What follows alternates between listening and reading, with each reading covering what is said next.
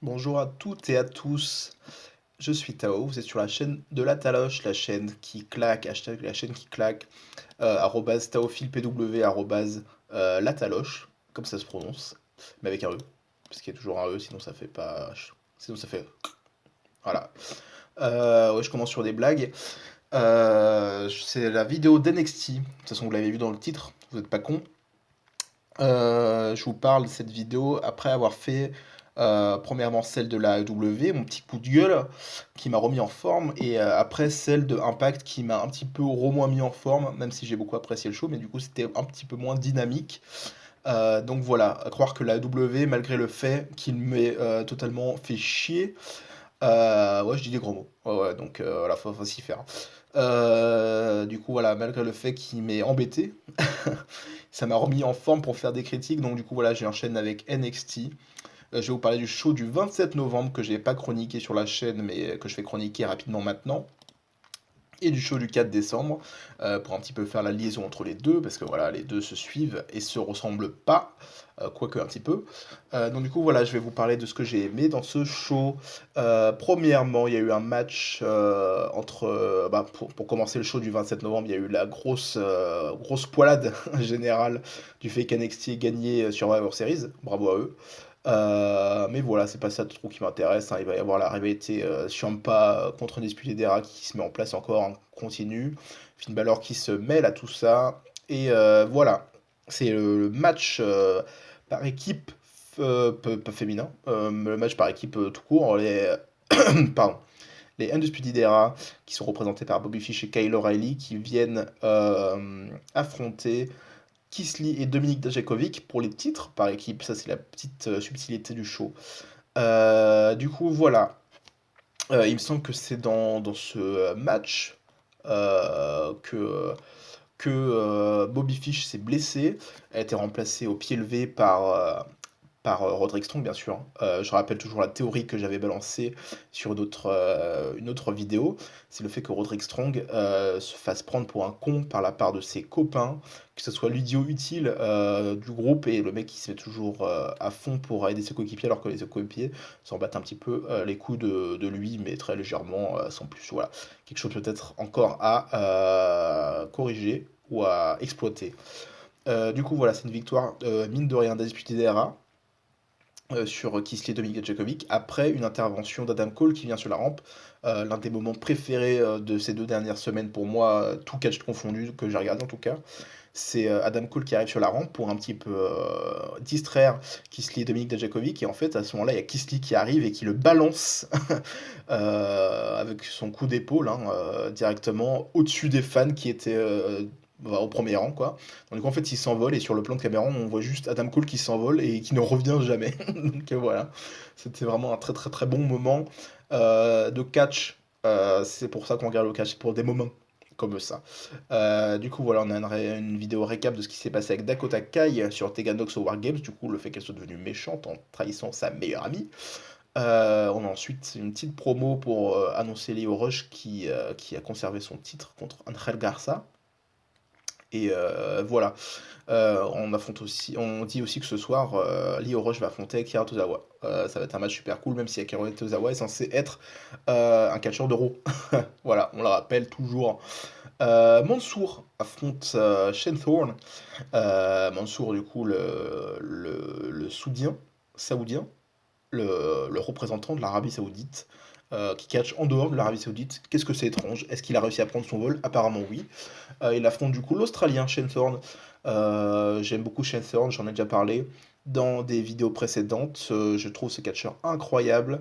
Il a vraiment pour moi un casque qui se dégage et un très très bon ring. C'est vraiment le genre de petite pépite pas très connu que j'apprécie énormément. Voilà, un diamant à polir en devenir, pour sûr. Du coup, voilà, c'est Mansour qui gagne quand même. Parce que même si on n'est pas en Arabie Saoudite, il faut quand même qu'il fasse une petite victoire. Candice LeRae affronte Dakota Kai et c'est Candice LeRae qui gagne, mais elle gagne par disqualification bien sûr, parce que Dakota Kai elle est méchante. Alors voilà, elle commence un petit peu à faire sa faux folle. Elle se trimballe toujours avec la protection de genou de Tegan Nox, donc elle garde quand même un petit souvenir de son ex-meilleur ami. Et voilà, du coup, elle attaque Candice LeRae avec jusqu'à ce que Rhea Ripley arrive bien sûr et ait réussi à faire fuir Dakota Kai, qui s'est emparée d'une chaise au préalable. Voilà. Pas grand-chose à dire sur ce qui se passe ensuite. On a une petite interview de Kelly Kelly sur Tommaso Ciampa qui parle de ce qui s'est passé ces derniers temps. Donc voilà, la rivalité avec Finn Balor qui se met en place, des choses comme ça, que ça continue. Voilà, pas grand-chose à dire de plus. On a un très bon match féminin entre... pourquoi j'ai féminin? Qu'est-ce que j'ai sans cesse? What the fuck? On a un très bon match entre Lio Rush et Akira Tozawa pour le titre de poids léger de NXT, du coup, maintenant, parce que c'est un titre NXT. Du coup, voilà, une victoire de Lio Rush assez logique, on va dire. Et un très très bon match. Voilà, on a ensuite Xiali qui affronte Vanessa Borne, ou Bourne, je sais pas, moi je dirais Borne, mais je suis un doute. Du coup, qui affronte la dernière de l'équipe avec Alia. Je rappelle que Xiali a pété le nez d'Alia la semaine précédente, ce show, il me semble. Et du coup, voilà, elle finit le travail en défonçant sa meilleure amie. Voilà, un match assez rapide, très correct, Xiali qui est mise en avant. Et surtout parce qu'il va se passer ensuite, c'est Shayna Baszler qui arrive du coup avec ses acolytes, Marina Shafir et Jasmine Duke, qui viennent un petit peu la confronter et ils finissent par la tabasser.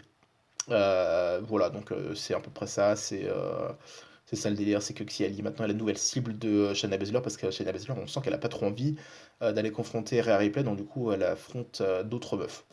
Voilà, le show se termine avec un match entre Finn Balor et Tommaso Ciampa, un très très bon main event qui est fini par la victoire pardon, de Finn Balor sur Tommaso Ciampa. Match très correct. C'est un bon match d'un peu plus de 10 minutes. Ensuite, c'est Adam Cole qui vient célébrer sur le ring avec Tommaso Ciampa au sol. Il vient pour célébrer avec Finn Balor, mais Finn Balor lui fout un bon coup de pied retourné dans la tête. Adam Cole qui vend très très bien ce coup. Voilà, c'était un très très bon show. J'ai vraiment beaucoup apprécié Finn Balor. Ça grimpe de plus en plus et ça tourne autour des main eventers et c'est super plaisant. Voilà. Je vais maintenant parler pardon, du show du 4 décembre, qui était aussi un show très sympathique, le show de cette nuit, qui a vu un match retour qui n'était pas forcément prévu, mais c'est Killian Dane qui affronte Pete Dunne dans un match retour de leur rivalité, et c'est Killian Dane qui gagne cette fois. Après une fin que j'ai beaucoup appréciée, Killian Dane qui était sur la deuxième corde, Pete Dunne qui était derrière en train de lui faire une prise du sommeil, et les deux se jettent, enfin en tout cas Killian Dane se jette de dos directement sur le ring, et du coup Pete Dunne qui était derrière se ramasse le poids de Killian Dane et du coup qui le finissent. Voilà. Pas grand chose à dire de plus sur ça. L'histoire de Dakota Kai continue à avancer, c'est cool. Rhea Ripley qui continue à un petit peu défendre l'honneur de Tegan Nox, malgré le fait qu'elle se soit moquée d'elle, je le rappelle, à l'époque du Mae Young Classic 2 quand elle s'est brisé le genou. Voilà, finalement, elles sont potes. L'Undisputed Era qui arrive, toujours sans Bobby Fish qui est blessé désormais. Qui viennent un petit peu se vanter, tout ça, tout ça. Je vais un peu parler rapidement pour terminer, parce que j'ai pas grand chose à dire. Il y a Tommaso Ciampa qui vient, Kisly aussi, Kisly qui est très très mis en avant. Je sens qu'il va avoir un match pour le titre dans pas longtemps. Donc du coup voilà, ça se confondre un peu tout ça, et du coup on annonce que ce soir il va y avoir un match entre tout le monde, voilà. Grosso merdo. Voilà, du coup on a eu le match Shayna Baszler contre Xiali. Xiali qui perd en 5 minutes à peu près Shayna Baszler qui l'a un peu maltraité. Donc voilà, on a eu aussi le retour de Cassius Ohno à NXT, c'était super sympathique, bravo à lui de revenir ici, malgré son physique un petit peu disgracieux. Voilà, ça me choque un petit peu toujours, je sais qu'on va dire sans doute que je suis un gros connard parce que je critique le physique, mais en fait moi, Cassius Ohno qui était précédemment Chris Hero en indépendant, je le connais depuis longtemps et du coup, quand il a pris du poids beaucoup comme ça d'un coup, ça m'a fait un peu bizarre. Et force est de constater que bah, ça se voit qu'à la base, il n'est pas forcément fait pour ce gabarit parce que du coup, ça passe un petit peu bizarrement. Voilà, on a ensuite une mise en avant des Forgotten Sons qui gagnent contre des jobbers, on pourrait dire ça comme ça. Donc voilà, ça les met encore en avant. Il y a eu un gros chokeslam de Jackson Rickard porté directement sur l'un des jobbers depuis le ring sur l'apron. Donc du coup sur le bord du ring, c'était très violent, ça m'a fait mal pour lui. Voilà, ça met encore en avant Forgotten Son. Certes, c'est pas foufou sur un ring, les Forgotten Son, mais c'est un projet qui semble avancer petit à petit et faire son petit bonhomme de chemin, comme on dit. Donc voilà, Dakota Kai qui vient sur le ring pour un petit peu se moquer de Tegan Nox, qui se met en avant. Voilà, travail de heel très normal, on va dire, très basique pour confirmer son heel turn. Et puis voilà, finalement, il y a Rhea Ripley qui vient sur la rampe d'entrée, elle se provoque un petit peu, puis finalement, elle dit mais c'est pas moi qui va m'occuper de toi. Là, du coup, il y a Mia Yim qui vient se venger, du coup, parce qu'apparemment, elle s'était fait attaquer avant War Games. Et du coup, bah, c'est apparemment Dakota Kai pardon, qui l'a un petit peu maltraité pour prendre sa place. Donc, du coup, voilà, finalement, on a un petit peu de confrontation entre tout le monde. Il y a Shayna Baszler et ses acolytes qui en profitent, la bande à Shana. À Shayna, pas Shana, c'est pas la même. La bande à Shayna qui viennent défoncer Rhea Ripley, qui en profite pour la mettre au sol. À 3 contre 1, c'est plus facile toujours. Donc voilà, très très bon travail de tout le monde sur ce segment. Voilà. Du coup, le match de ce soir pour le main event, ce sera un match à 3 contre 3. Donc Tommaso Ciampa Kisly, qui sera accompagné de Dominic Dijakovic, qui vont affronter du coup les Disputidera. Ça sera un match sans doute super cool. Matt Riddle qui affronte Cassius Ohno, du coup, pour le coup. Matt Riddle qui gagne le match assez logiquement. À ce moment-là, je me suis demandé quel est l'avenir de Matt Riddle à NXT.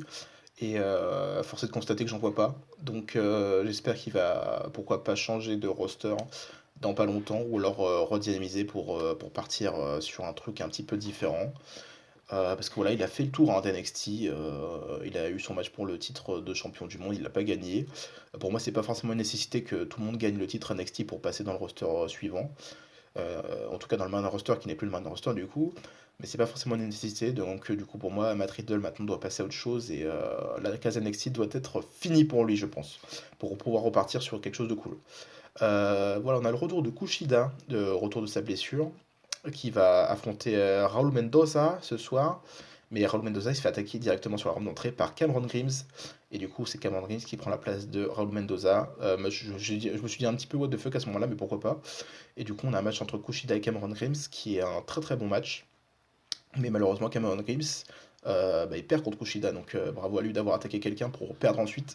C'est un champion. Voilà. On a un match qui était très, très cool d'ailleurs. On a une promo pour Lio Rush, le champion Cruiserweight, qui dit qu'il va affronter Angel Garza. Ouh là là, dans un match retour du roi. Donc pourquoi pas, ça va être un match super cool, mais j'aimerais bien qu'on passe ensuite à autre chose. Mais là, le match là, en rematch comme ça, moi ça me fait peur parce que j'ai peur qu'ils foutent le titre sur Angel Garza. Et pour moi, ce serait trop tôt pour faire perdre le titre à Lio Rush. Donc voilà. Du coup, on annonce aussi que la semaine prochaine, Mia Yim et Dakota Kai vont s'affronter. Et maintenant, on passe au main event qui, du coup, est le match 3 contre 3. Du coup, là, je ne vais pas vous rappeler qui était contre qui, mais ce que je vous l'ai dit juste avant. Donc, vous n'avez qu'à suivre la vidéo aussi, hein. Au bout d'un moment, c'est bon. Du coup, voilà, c'est un match qui était super cool, mais il y a Finn Balor qui s'est un petit peu mêlé à tout le bordel et qui est venu attaquer tout le monde. Euh, qui est venu foutre un dropkick sur Adam Cole qui était juste devant l'arbitre. Donc, du coup, l'arbitre a été totalement sonné. Et du coup, Finn Balor en a profité pour attaquer tout le monde et surtout Tommaso Ciampa. Donc une réalité qui va débuter entre les deux, j'imagine. Mais par contre, dans son dos, il y avait une montagne, que dis-je, un énorme truc. C'était Kesley qui était derrière lui et du coup Kesley lui porte son power bomb, son spirit bomb, qui envoie valdinguer Finn Balor vers l'infini et au-delà. Et du coup ensuite, voilà, Adam Cole essaie d'en profiter pour porter sa finish sur Kesley, mais malheureusement pour lui, voilà, c'est pas passé et Kesley porte sa finish, que je ne sais pas comment elle s'appelle, donc il faudra me le dire dans les commentaires. Mais du coup, voilà, il place sa finish sur Adam Cole pour faire le tomber 1, 2, 3. Kesley qui fait le tomber sur le champion NXT. Ça annonce que du bon pour lui, bravo. On a hâte de voir ce qui va se passer ensuite, mais surtout, c'est pas comme ça que se termine le show. C'est avec une annonce de William Regal qui annonce que Adam Cole il va devoir défendre son titre, mais ce sera contre Finn Balor, contre Tommaso Ciampa et contre Kesley. Donc voilà, ensuite le show se termine avec une confrontation Kesley-Tommaso Ciampa qui se disent un peu en mode ah, on est devenus potes ces dernières semaines, mais là par contre on va devoir se mettre sur la gueule pour être le meilleur. Et du coup, voilà, ça annonce que du bon. Du coup, un match à 4 autour du titre de NXT qui va s'avérer être assez incroyable en termes de gabarit, en termes de potentiel. On a rarement vu ça. Donc c'est super cool. La confrontation Keith Lee contre Finn Balor m'a beaucoup plu. Donc j'ai hâte de voir ça et j'ai hâte de voir ce match surtout. Voilà, on se termine ici. On se retrouve peut-être la semaine prochaine ou peut-être bientôt pour parler d'autres choses ou pourquoi pas d'NXT toujours. J'espère que ça vous a plu. N'hésitez pas à me dire ce que vous avez pensé, vous, des shows, ces derniers shows NXT, ce que vous avez pensé, pourquoi pas de la suite victoire de NXT sur Survivor Series, et me donner vos retours par rapport à ce que vous avez apprécié ou pas. Je le rappelle, comme je le rappelle tout le temps, mais soyez toujours fiers d'être fan de catch. Partagez votre avis, même si vous êtes fan de catch depuis très peu. C'est toujours important de partager son avis, toujours dans le respect les uns des autres. Voilà, bisous.